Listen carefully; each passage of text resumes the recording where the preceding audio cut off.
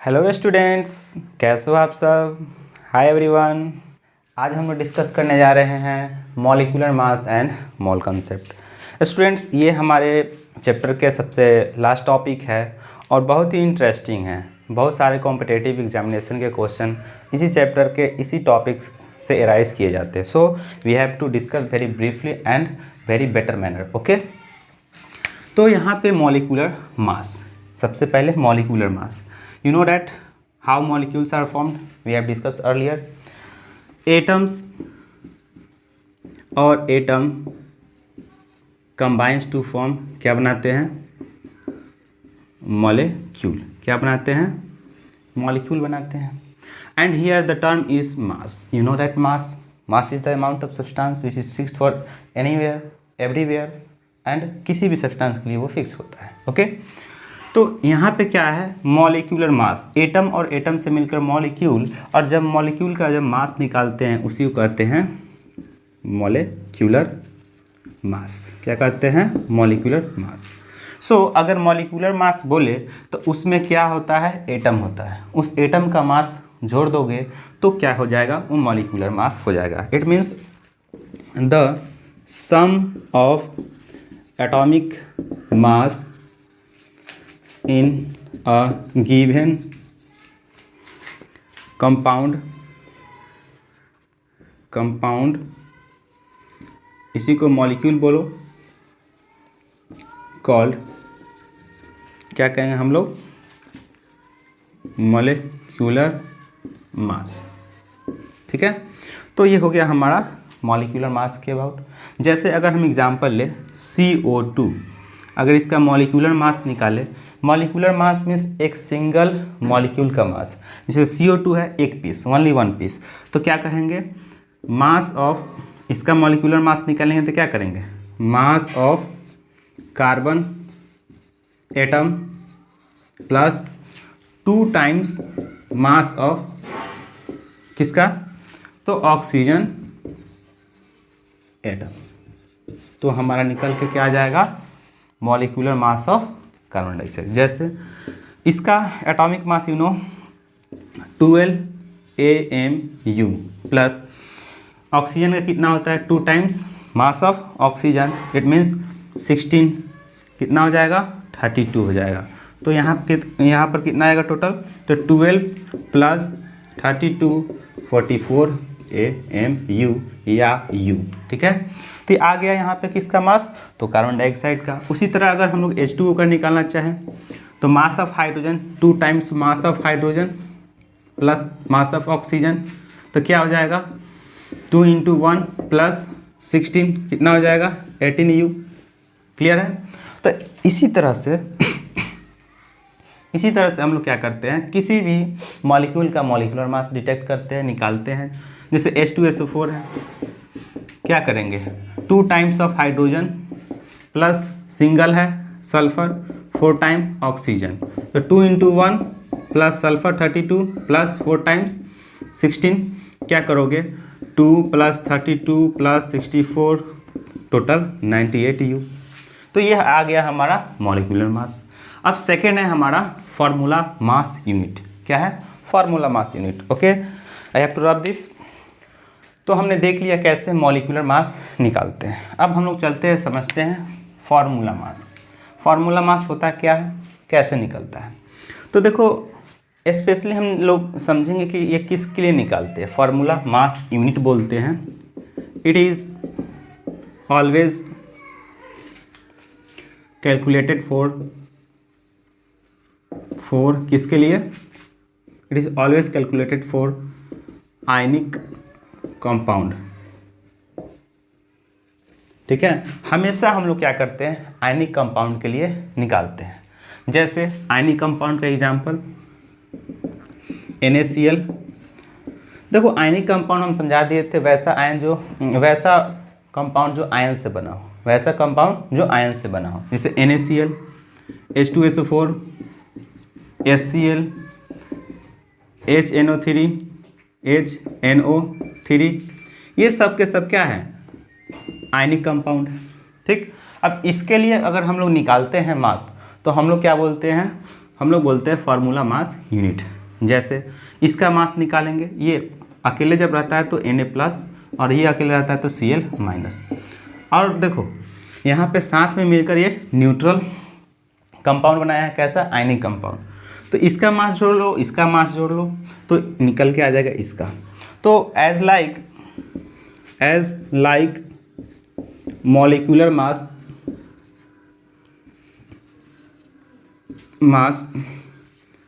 हम लोग क्या करेंगे, इस फॉर्मूला मास यूनिट भी निकालेंगे। तो इसमें भी क्या करेंगे, the sum of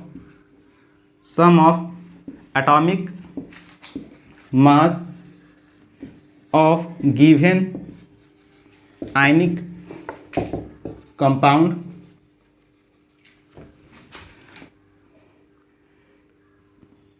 called formula mass unit.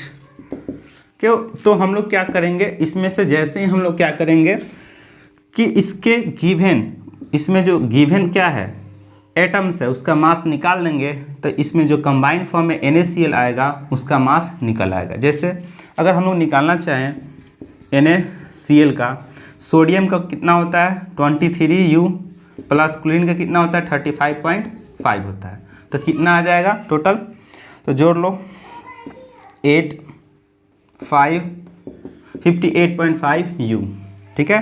तो इस तरह से तुम क्या कर सकते हो, किसी भी आयनिक कंपाउंड का मास जब निकालना हो, यानी कि उसको क्या बोलेंगे फॉर्मूला मास यूनिट निकालना हो, तो उसमें जो जो एटम्स इन्वॉल्व है सबका मास जोड़ लेंगे। जैसे H2SO4 में, जैसे H2SO4 का जैसे हम लोग पहले निकाले थे ना molecular mass, same to same वैसे ही इसमें निकाल लेंगे। 2 टाइम्स हाइड्रोजन सल्फर, उसके बाद में 4 टाइम ऑक्सीजन, निकल जाएगा 98। HCl का कैसे करोगे, ये भी आयनिक है। तो ये देखो, ये जो हमारे पास मॉलिक्यूल है आयनिक है, और इसमें जो आयंस इन्वॉल्व है दैट इज H+ और Cl-, ठीक है, उसका मास निकाल दोगे और जोड़ दोगे तो हो जाएगा तुम्हारा फार्मूला मास यूनिट। तो एक चीज़ तुम्हारे दिमाग में खटरा कर रहा होगा, सर ये जो हमारे पास H+ आयन है Cl- आयन है, क्या ये प्लस और माइनस के वजह से इसके मास पे कोई फर्क पड़ता है क्या, तो नहीं, ठीक है। तो प्लस माइनस होगा उसके चक्कर में मत पड़ना, सिंपली जैसे इसमें जो एटम है उस एटम का मास ले लेना और ऐड कर देना, वो हो जाएगा तुम्हारा फार्मूला मास यूनिट। तो तुम्हें लग रहा है ना कि जो फार्मूला मास यूनिट है, जैसे हम लोग निकाल रहे थे molecular mass, same to same वैसा ही है। तो वो है कि मॉलिक्यूलर मास किसी के लिए भी निकाल सकते हो, आयनिक हो नॉन आयनिक किसी के लिए भी बोल सकते हो, लेकिन जब फार्मूला मास यूनिट बोलेंगे तो स्पेशली हम लोग किसके लिए, आयनिक कंपाउंड के लिए बोलेंगे, ठीक है। क्लियर है यहाँ तक, okay, then I will move further. अब हम लोग देखेंगे मोल कंसेप्ट। क्या देखेंगे, मोल कंसेप्ट। देखो मोल कंसेप्ट यानी मोल का कंसेप्ट, ठीक है। एक ये जो एक वर्ड है मोल, इसका मीनिंग होता है हीप या पाइल। क्या होता है, हीप या पाइल, ठीक है। लेकिन ये हीप या पाइल मतलब एक ढेरी या कुछ अमाउंट को बता रहा है, ठीक है। लेकिन हम लोग ये मोल का इस्तेमाल कहाँ करते हैं, हम लोग केमिस्ट्री में करते हैं। तो केमिस्ट्री में हीप या पाइल या ढेरी थोड़ी कहेंगे, तो ये मोल का इस्तेमाल हम लोग करते हैं अमाउंट ऑफ सब्सटेंस। केमिस्ट्री में अमाउंट ऑफ सब्सटेंस को दिखाने के लिए होता है, ठीक है। केमिस्ट्री में या तो एटम होगा, या तो मॉलिक्यूल्स होगा, या तो आयंस होगा, ठीक है, यही ना होगा। तो ये मोल्स जो वर्ड है मोल, ये इसी के लिए यूज़ करते हैं, 1 मोल एटम, 1 मोल मॉलिक्यूल्स, 1 मोल आयंस। तो जब कोई भी इसका इस्तेमाल कहाँ करते हैं हम लोग, तो कोई भी केमिकल रिएक्शन होता है, जैसे H2 + O2 क्या बना दिया, H2O। अब ऐसा थोड़े बोलेंगे कि 1 ग्राम ये और 1 ग्राम ये मिलकर 2 ग्राम ये बना दिया, ऐसे बोलने में काफ़ी दिक्कत होता था। केमिस्ट्री में केमिकल रिएक्शन होता है तो कोई भी केमिकल रिएक्शन को उसके वजन से दिखाना काफ़ी मुश्किल हो रहा था, ठीक है। इसीलिए हम लोग क्या किए, मोल का इस्तेमाल करना शुरू किए, मोल वर्ड का। और मोल का मतलब क्या होता है, अमाउंट ऑफ सब्सटेंस। क्या होता है, अमाउंट ऑफ सब्सटेंस। और ये अमाउंट ऑफ सब्सटेंस किसका, ये हमारा अमाउंट ऑफ सब्सटेंस ये एटम का, मॉलिक्यूल्स का और आयंस का, ठीक है। अब जब केमिकल रिएक्शन होता है तो उसमें कितना मोल क्या है, कितना मोल क्या है, कितना मोल क्या है, ये चीज़ हम लोग देखते हैं। जैसे ये केमिकल रिएक्शन को ठीक से देखो तो इसमें क्या होता है कि ये केमिकल रिएक्शन को जब बैलेंस करोगे तो समझ में आएगा H2 + O2। जब ये रिएक्शन ऐसे बैलेंस करोगे तो समझ में आएगा क्या कि हमारे पास 2 मोल हाइड्रोजन 1 मोल ऑक्सीजन मिलता है तो 2 मोल H2O बनता है। ठीक है, अब ये मोल में दिखाना काफ़ी इजी हो रहा था, इसीलिए हम लोग क्या किए, हम लोग इस मोल टर्म का इस्तेमाल किया। अब तुम्हारे दिमाग में एक चीज़ खटक रहा होगा, सर तो ये मोल है क्या? तो देखो, mole is the amount of substance, mole is the amount of substance which contain 6.022 into 10⁻23 particles. ठीक है, पार्टिकल्स को ही केमिस्ट्री में स्पीसीज भी बोलते हैं और इसका जनरल मीनिंग होता है, इस पार्टिकल और स्पीसीज में आता क्या है, तो एटम्स या मॉलिक्यूल्स या आयंस। ठीक है, अब केमिस्ट्री में अगर हम डिस्कस कर रहे हैं कोई भी केमिकल रिएक्शन, ठीक है, तो जब मोल के डिस्कशन कर रहे हैं तो मोल का मतलब क्या हो गया, mole is the amount of substance which contain इतना पार्टिकल्स। ठीक है, तो इतने पार्टिकल्स को अब हम लोग को इतने पार्टिकल्स के बराबर हम लोग मोल बोल दे रहे हैं, 1 मोल बोल दे रहे हैं। ठीक है, मतलब कि हमारे पास बहुत ज़्यादा बड़ा संख्या एटम्स आपस में रिएक्शन कर रहा होगा, हम लोग सिंपल वे में 1 मोल बोल देंगे जब इतना पार्टिकल्स वो आपस में रिएक्शन कर रहा होगा। ठीक है, तो हम लोग क्या कर दिए कि मोल टर्म इसीलिए यूज़ किए कि हम लोग के पास नंबर ज़्यादा है, अमाउंट ज़्यादा है केमिकल रिएक्शन में, उसको एकदम शॉर्ट फॉर्म में दिखाने के लिए मोल टर्म का इस्तेमाल कर लिए। ठीक है, मोल कहाँ इस्तेमाल होता है, मोल कितना पार्टिकल्स रखता है, ये बारे में आपको पता चल गया। ठीक है, अब हम क्या बताते हैं कि मोल, 1 मोल जो होता है कितने पार्टिकल्स रख रहा है, उसका मास क्या होता है। यानी कि हम लोग क्या देखेंगे, मोल, नंबर ऑफ पार्टिकल और मास में रिलेशन। ठीक है, देखो जब एक्सपेरिमेंटली स्टडी किया गया मोल के ऊपर तो देखा गया 1 मोल, देखो पहले एक चीज़ जान लो, जो मोल वर्ड है इसको हम लोग दिखाते हैं n से, स्मॉल n से। ठीक है, ये जो मोल है एक्सपेरिमेंटली देखा गया, 1 मोल कोई भी पार्टिकल ले रहे थे तो उसमें 6.022 इंटू 10⁻23 पार्टिकल्स आ रहा था। ठीक है, इतना पार्टिकल्स आ रहा था। ठीक है, अब देखो एक और बहुत ही एक्सपेरिमेंटली बहुत अच्छा चीज़ आया था कि हमारे पास जितने भी मास आ रहा था, जैसे हाइड्रोजन का मास 1U, हीलियम का 4U, उसके बाद में जैसे ही हम लोग आगे बढ़ रहे थे कार्बन 12U, नाइट्रोजन 14U, ये सब क्या हो रहा था, 1 सिंगल हाइड्रोजन या हीलियम या कार्बन या नाइट्रोजन का आ रहा था, ओनली 1 सिंगल पीस का। अब देखा क्या गया कि हम लोग जब एक पीस का मास निकाले थे तो 1U आ रहा था। अब देखा क्या गया कि जब हम लोग क्या करते हैं, इतना पार्टिकल्स को ले लेते हैं और किसी भी तराजू पे, दैट इज स्पेक्ट्रोस्कोपिक स्टडी किया गया और वहाँ पे मेजर किया गया, तो जितने भी हमारा एक पार्टिकल्स का मास आ रहा था अब हो जा रहा है वो कितने पार्टिकल का मास, तो इतना पार्टिकल्स का मास। ठीक है, और ये जितने यहाँ U आ रहा था अब बस 1 ग्राम में कन्वर्ट हो रहा था। मतलब क्या कि अब एक पार्टिकल का जो मास निकाल रहे थे जो U में आता था, अब इतनी पार्टिकल्स का जो मास निकालेंगे तो अब आएगा ग्राम में। जितने भी U आ रहा था, जैसे कि ये हीलियम है 1 पीस का, जब इतना कलेक्शन में लेंगे और उसको वजन करेंगे तो ये 4 ग्राम, वैसे ही कार्बन का 12U। ठीक है, और ये नाइट्रोजन का कितना हो जाएगा, ये U था तो ये ग्राम में और ये 14 ग्राम। मतलब क्या तुम समझा कि कोई भी पार्टिकल्स जब 1 मोल ले रहे थे, कोई भी पार्टिकल्स अब जब 1 मोल लेने लगे, ठीक है, और वो कितना पार्टिकल रखता है, 6.022 इंटू 10⁻23 पार्टिकल्स। तो अब वो मास यू में नहीं रहा, अब वो ग्राम में कन्वर्ट हो गया। क्या हुआ? ग्राम में। तो इसका मतलब क्या समझे कि अगर 1 मोल कोई भी एटम लोगे तो उसका मास जो यू में था और वो क्या हो जाएगा अब ग्राम में। ठीक है, समझ में आई बात? अब देखो यही आगे चलकर ये जो नंबर है एक साइंटिस्ट के नाम पर पड़ा, जो कि वही ने इस नंबर को दिया था, जिनका नाम है एवोगाद्रो। ठीक है, उसके बाद में ये एवोगाद्रो नंबर जो हम लोग लिखे इसी के नाम पर लिखे। ये एवोगाद्रो साइंटिस्ट जो है ये नंबर को इजाद किया था और एवोगाद्रो नंबर हम लोग इन्हीं के नाम पर रख दिए, एवोगाद्रो नंबर। ठीक है, अब एवोगाद्रो नंबर डिनोट किस से करते हैं?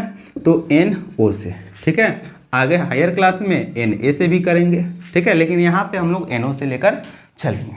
ठीक है, तो हम लोग क्या समझे कि 1 मोल कोई पार्टिकल्स लेंगे, उसमें पार्टिकल की संख्या कितना हो जाएगा? इतना हो जाएगा, जो कि एवोगाद्रो साहब ने इसको डिस्कवर किए थे इस नंबर को, और जिनके नाम पर एवोगाद्रो नंबर पड़ा।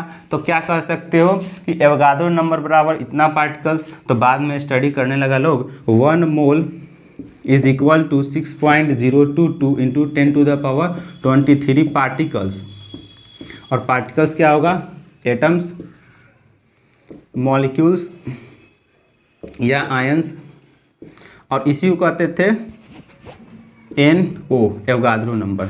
ठीक है, क्या कहते थे? Avogadro number. तो यहाँ से समझ में आ गया। अगर तुमको बोले कि 1 मोल कार्बन एटम तो कितना वजन होगा? कितना वजन होगा इसका वेट? तो यहाँ पे 12 ग्राम, जो कि कितने पार्टिकल्स होगा उसमें कार्बन एटम का? तो 6.022 इंटू 10⁻23 पार्टिकल्स, या इसी को कहोगे NO particles of carbon atom. ठीक है, तो ये चीज़ हम लोग यहाँ से समझने लगे।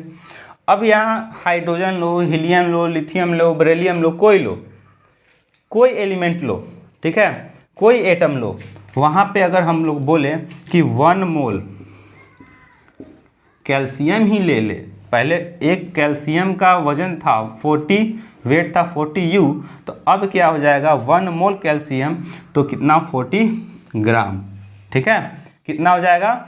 40 ग्राम। ओके, अब ये कितने पार्टिकल्स रखेगा? तो 6.022 इंटू 10⁻23 पार्टिकल्स।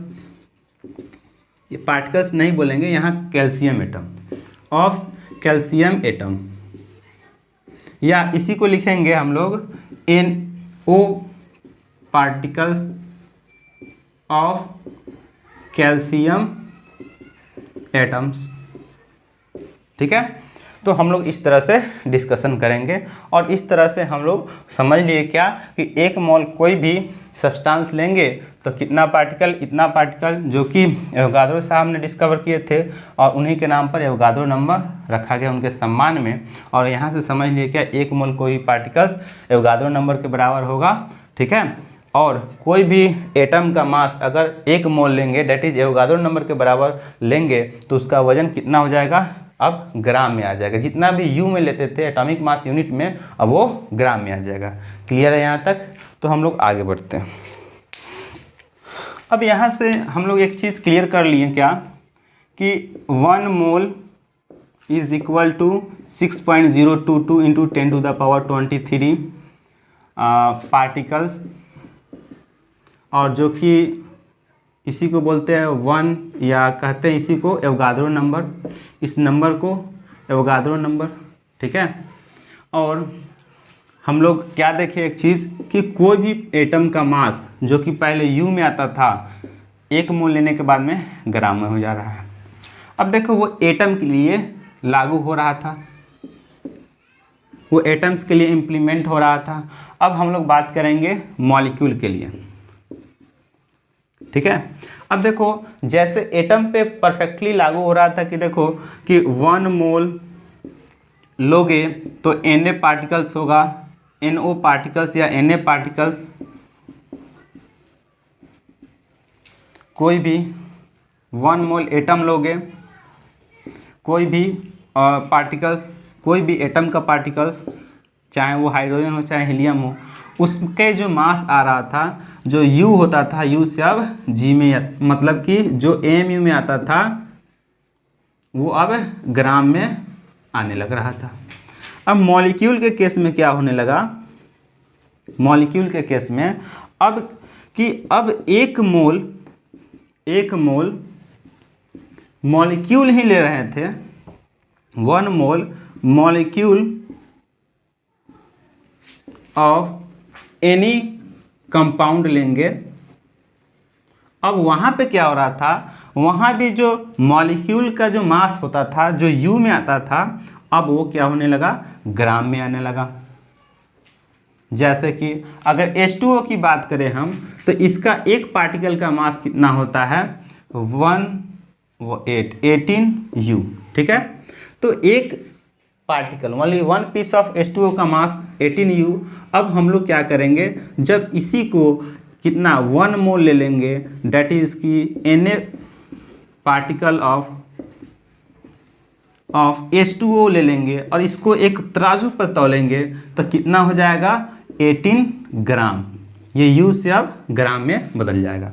तो क्या समझे कि अगर हम लोग 1 मोल एटम ले या 1 मोल मॉलिक्यूल ले, तो उसके जो मास, एटॉमिक मास यूनिट में आ रहा था, यू में आ रहा था, वो सारे के सारे मास अब ग्राम में आने लगेंगे। क्लियर है।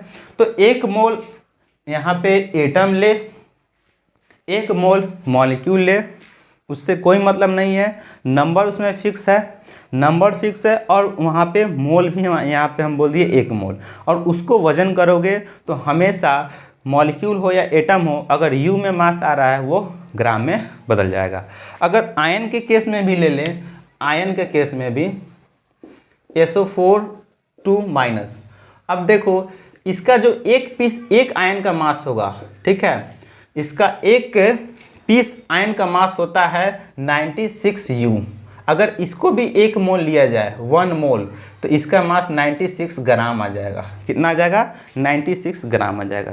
तो यहाँ कुल मिलाकर क्या समझें कि हम लोग 1 मोल एटम ले, 1 मोल आयन ले या 1 मोल मॉलिक्यूल ले, अगर 1 मोल लेते हो तो उसका मास जो यू में आता था और वो क्या हो जाएगा, अब ग्राम में आने लगेगा।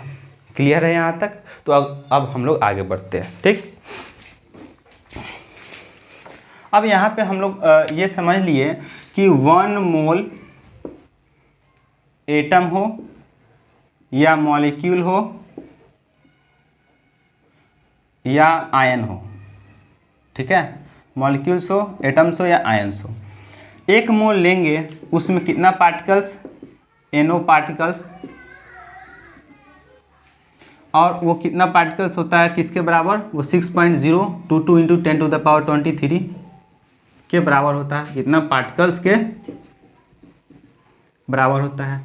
इसके जो एक सिंगल पीस का जो मास होता था, सिंगल पीस का,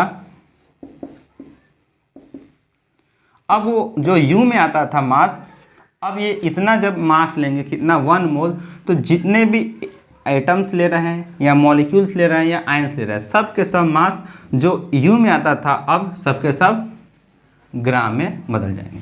क्या होंगे, ग्राम में बदल जाएंगे। ठीक है। अब देखो यहाँ तक तो हम लोग समझ लिए। अब ये चीज़ समझना है, एक वर्ड है हमारे पास, मोलर मास। देखो बहुत ही सिंपल है, किसी भी मॉलिक्यूल या एटम्स का मास या आयंस का मास 1 मोल के लिए निकालोगे। कितना, 1 मोल के लिए, किसके लिए, 1 मोल के लिए, तो उसका क्या हो जाएगा, मोलर मास। क्या हो जाएगा, मोलर मास। तो कोई भी चीज़ हो, मॉलिक्यूल हो या एटम हो या आयन हो, 1 मोल के लिए हम लोग निकालते हैं, उसको बोलते हैं मोलर मास। जैसे अगर हम बोले हाइड्रोजन का मोलर मास कितना होगा, एक पार्टिकल का तो होता है 1 U, तो 1 मोल के लिए 1 ग्राम। कैल्शियम का मोलर मास 40 ग्राम। उसी तरह हम लोग बोल दें कार्बन का 12 ग्राम, नाइट्रोजन का 14 ग्राम, लिथियम का 7 ग्राम।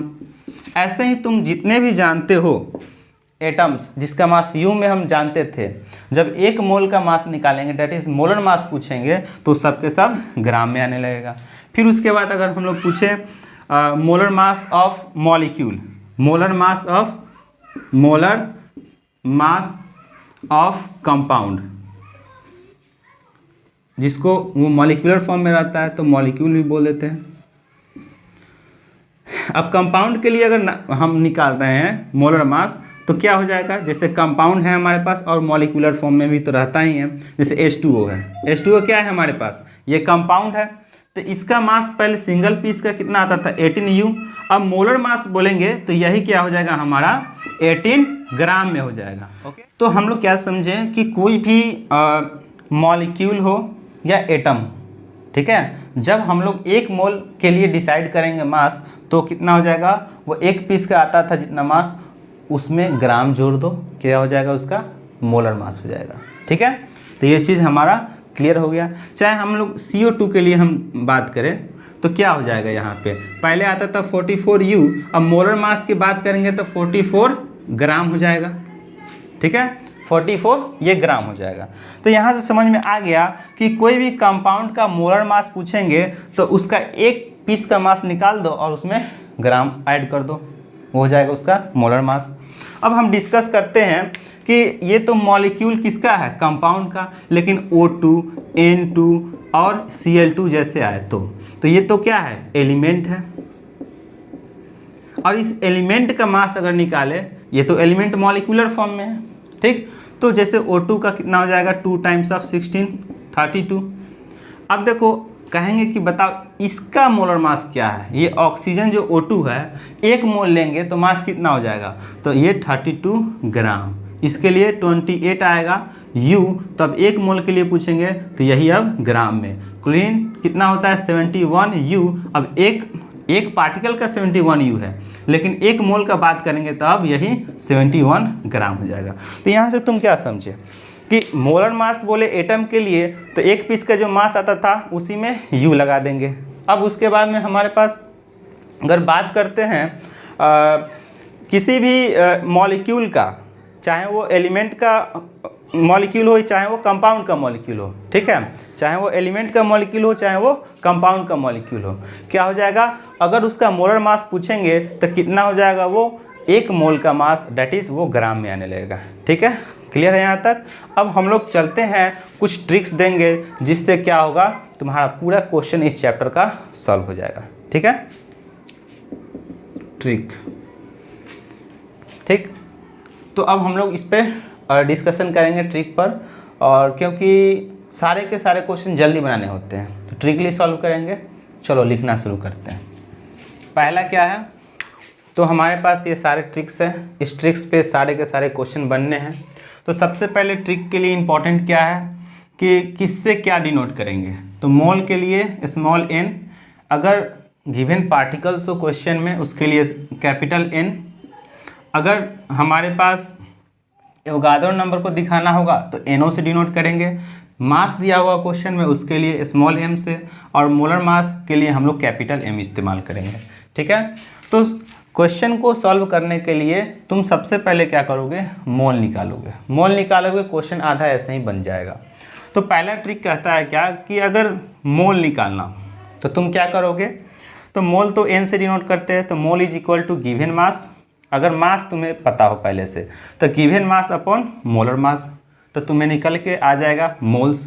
ठीक है, इसमें दूसरा ट्रिक क्या है मोल निकालने का, अगर तुम्हारे पास पार्टिकल ही दिया हो पहले से तो n निकालना हो तो given number of particles atom का दे सकता है नंबर, मॉलिक्यूल का दे सकता है, और उससे तुम्हें मोल निकालना हो तो पार्टिकल्स दिया रहेगा तो गिवन नंबर, चाहे वो एटम का हो चाहे मॉलिक्यूल का हो, नंबर दिया रहेगा, नीचे एवोगाड्रो नंबर से डिवाइड कर दोगे तो वहाँ से तुम्हें क्या निकल आ जाएगा, तुम्हें मोल निकल के आ जाएगा। ओके, तो रूल्स फॉर फाइंडिंग मास, अब हम लोग क्या करेंगे, मास निकालना हो। ठीक है, तो सबसे पहला अगर तुम्हें दिया रहे मोल, ठीक है, तो तुम्हारे पास मोल पहले से क्वेश्चन में दिया रहेगा और तुम्हें ऑलरेडी पता होगा मोलर मास, तो क्या करोगे, मास, अगर मास निकालना होगा तो मोल की संख्या अगर नहीं दिया रहेगा तो मोल निकाल लेना। मैं क्वेश्चन में पहले ही बता दिया हूँ ऊपर में हेडिंग में कि क्वेश्चन बनाना हो तो सबसे पहले तुम मोल निकालना, मोल निकल जाएगा तो उसके मोलर मास से गुना कर दोगे, मल्टीप्लाई कर दोगे तो उसके मास निकल जाएगा। अगर तुम्हारे पास पहले से क्या पता हो, मोल दिया रहे, तो मोल पता हो तो उसके मोलर मास से गुना कर दो। अगर तुम्हारे पास पार्टिकल का नंबर दिया रहे, ठीक है, पार्टिकल का नंबर दिया रहे तो क्या करोगे उस समय, तुम क्या करोगे, पार्टिकल का नंबर दिया रहे तो पार्टिकल का नंबर बटा एवोगाद्रो नंबर, ठीक है, और इंटू एम कर दोगे, capital M that is molar mass. तो वहाँ से तुम्हें क्या निकल के आ जाएगा, हमारा मास निकल जाएगा। ठीक, अब मान लेते हो पार्टिकल निकालना है, तो पार्टिकल निकालना है तो तुम्हें क्या गिवन रहेगा, अगर मोल तुम्हें दिया रहेगा उससे पार्टिकल निकालना है। तो यू नो डैट एक मोल में कितना पार्टिकल्स, तो एवोगाद्रो नंबर इतना पार्टिकल्स। अगर तुम्हें मोल की संख्या 3-4 हो तो उसमें एवोगाद्रो नंबर से मल्टीप्लाई कर देना, तो तुम्हें निकल के आ जाएगा गिवन पार्टिकल्स। ठीक है, मतलब कि दिया गया नहीं, जो निकालना होगा वो निकल के आ जाएगा। ठीक है, तो तुम्हें पता चल गया पार्टिकल निकालना है तो तुम्हें मोल पहले पता करना होगा। तो सब में क्या देख रहे हो, मोल मोल मोल। तो तुम्हें सबसे पहले अगर मोल दिया रहा हो तो उस समय क्या करोगे, तो मोल में एवोगाद्रो नंबर से गुना कर दोगे तो क्या आ जाएगा, उसके पार्टिकल्स निकल आएगा। ठीक है, तो अगर मान लेते हैं ये एटम के लिए यूज़ करते हो तो मॉलिक्यूल के लिए भी, हाँ मॉलिक्यूल के लिए भी यूज़ कर सकते हो। ठीक है, अगर मोल दिया रहे, ठीक है, अगर मोल दिया रहे तो उसमें एवोगाद्रो नंबर से गुना कर दोगे तो उतना पार्टिकल्स आ जाएगा। तुम अगर मॉलिक्यूल के लिए इस्तेमाल कर लो तो चाहे एटम के लिए यूज़ कर लो तो पार्टिकल निकल के आ जाएगा। अगर तुम्हें निकालना हो पार्टिकल्स, ठीक है, और तुम्हारे पास क्वेश्चन में मास दिया रहे तो सबसे पहले क्या करोगे, मास upon molar mass into Avogadro number, आराम से निकल जाएगा तुम्हारा नंबर ऑफ पार्टिकल्स। अगर मान लो तुम्हारे से पूछा जाए कि बताओ एटम का संख्या निकालो, एटम का नंबर निकालो, अगर तुम्हारे पास atoms in a given molecule पूछे, ठीक है, तुमसे बोल दिया कि बताओ कि हमारे पास 2 मोल H2O है तो इसमें कितना एटम होगा, तो तुम उस समय क्या करोगे, उस समय तुम्हें एटम की संख्या निकालना हो, डेट इज पार्टिकल निकालना हो, तो सबसे पहले क्या करोगे, H2O का मोल पता करोगे। ठीक है, तो यहाँ तो 2 मोल ऑलरेडी हम लिख दिए हुए हैं, तो उस समय यहाँ पे ये क्वेश्चन अप्लाई करोगे, ये ट्रिक अप्लाई करोगे। अगर 2 मोल दे दिया गया है तो यहाँ पे 2 लिख दोगे, 2, और एवोगाद्रो नंबर यहाँ पे डाल दोगे, और उसके बाद एटोमिसिटी इसमें कितने हैं, 1 या 2, 3 एटोमिसिटी इसका 3 है। तो क्या करोगे, तो यहाँ पे पार्टिकल निकालने के लिए 2 मोल दिया है तो 2 मोल से इसमें कितने एटम्स है वो निकल जाएंगे। कैसे, तो यहाँ से ऑलरेडी मैंने बताया क्या, mole that is here, Avogadro number we know that, और एटोमिसिटी यहाँ से निकल जाएगा 3 है। तो मोल तुम्हें दिया रहे, क्या दिया रहे, मोल दिया रहे, उससे इस तरह से क्या कर सकते हो, एटम का संख्या निकाल सकते हो किसी भी मॉलिक्यूल के लिए। अगर मान लो मास दिया रहे और बोले कि बताओ कि 36 ग्राम तुम्हारे पास क्या है, पानी है, उसमें बताओ कितने एटम है, तो उस समय क्या करोगे, ये मास दिया है 36, यहाँ मोलर मास डाल दोगे 18, और उसके बाद में यहाँ पे Avogadro number you know that, और एटोमिसिटी 3 ऑलरेडी जानते हैं, तो वहाँ से क्या निकल आएगा, उसमें कितने एटम है। ठीक है, तो सारे के सारे ट्रिक मैंने बता दिया है और तुमने क्या करना है, अब इसे अप्लाई करना है, सारे क्वेश्चन सॉल्व होंगे, कोई नहीं बचेंगे। एंड फाइनली ये चैप्टर एंड हो गया। And thank you for watching, bye all of you.